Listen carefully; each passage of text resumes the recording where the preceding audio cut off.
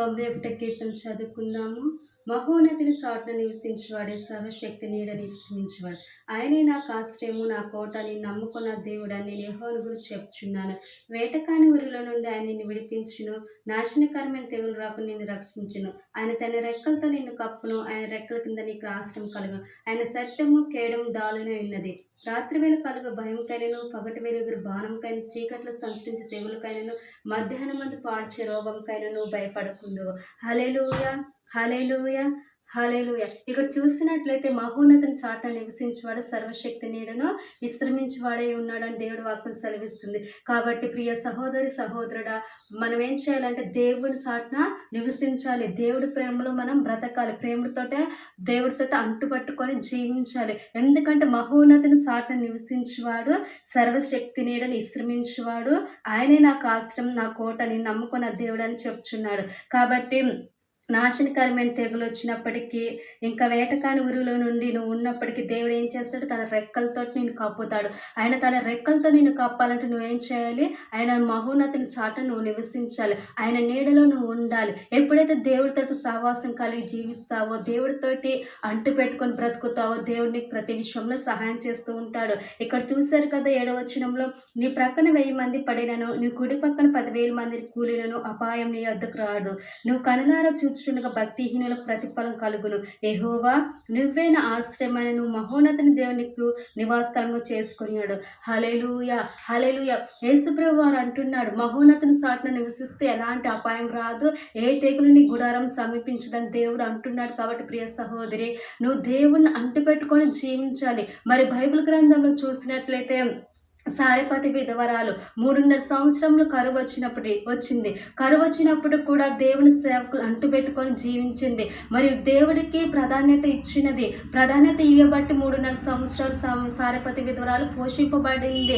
ఎందుకంటే దేవుడు ఆమెలో ఉన్న విశ్వాసాన్ని, ఆమెలో ఉన్న నిరీక్షణ, ఆమెలో ఉన్న ప్రేమను దేవుడు గమనిస్తున్నాడు. అంత కరువు కటకంలో కూడా ఉన్నప్పటికీ సారెపతి స్త్రీని దేవుడు పోషించాడు. ఎందుకంటే సారెపతి స్త్రీ దేవుడిని అంటుపెట్టుకొని జీవించినది. నువ్వు కూడా అలాగా అంటు పెట్టుకొని జీవించాలి. కష్టం వచ్చినా, బాధ వచ్చినా, దుఃఖం వచ్చినా, వేదన వచ్చినా, సమస్య వచ్చినా, శోధన వచ్చినా దేవుని నుంచి దూరం కాకూడదు. ఎందుకంటే సాతాను అనేక రీతిలుగా నిన్ను శోధిస్తూనే ఉంటాడు. కానీ ఆ శోధన నుంచి దేవుడు నీకు విజయాన్ని ఇస్తాడు. ఆ విజయాన్ని నువ్వు పొందుకోవాలంటే ఏం చేయాలి?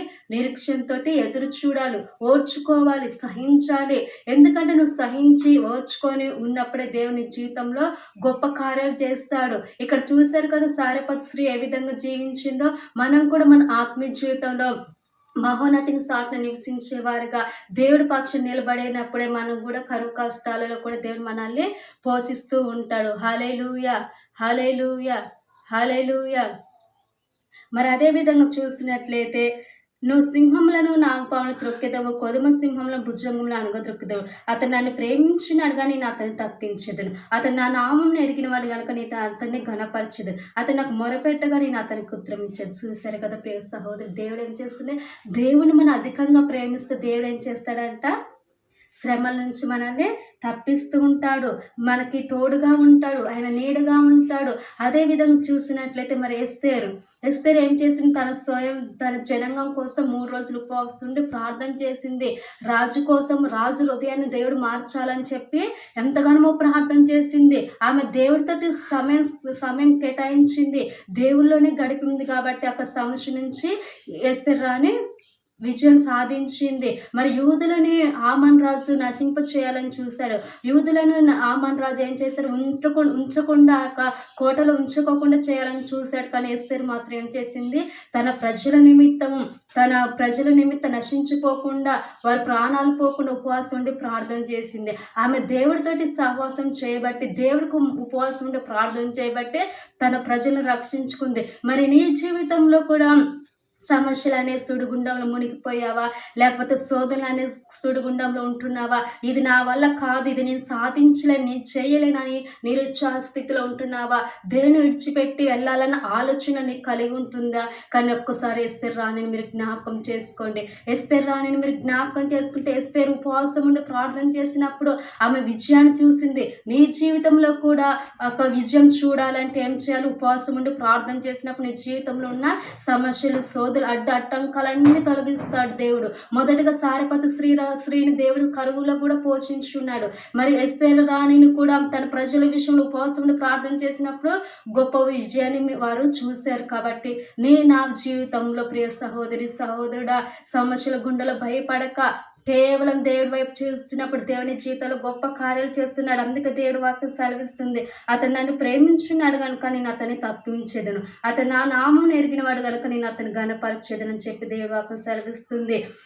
అదేవిధంగా అతను నాకు మొరపెట్టగా నేను అతనికి ఉత్తరం ఇచ్చేదను, శ్రమల్లో నేను అతనికి తోడే ఉందును, అతను విడిపించి అతను గొప్ప చేసేదను, దీర్ఘాయుష్యత అతను తృప్తిపరిచేదను, నా రక్షణ అతనికి చూపించేదను. హల్లెలూయా హల్లెలూయా. చూశారు కదా, దేవుడు శ్రమలలో కూడా మనకి తోడై ఉంటాడని చెప్పి ఉన్నాడు. కాబట్టి నేనేం చేయాలంటే ఉపవాసం ఉండి ప్రార్థన చేయాలి. ఉపవాసం ఉండి ప్రార్థన చేసినప్పుడు దేవుడు మన జీవితంలో గొప్ప కార్యాలు అందుకుందు గాక.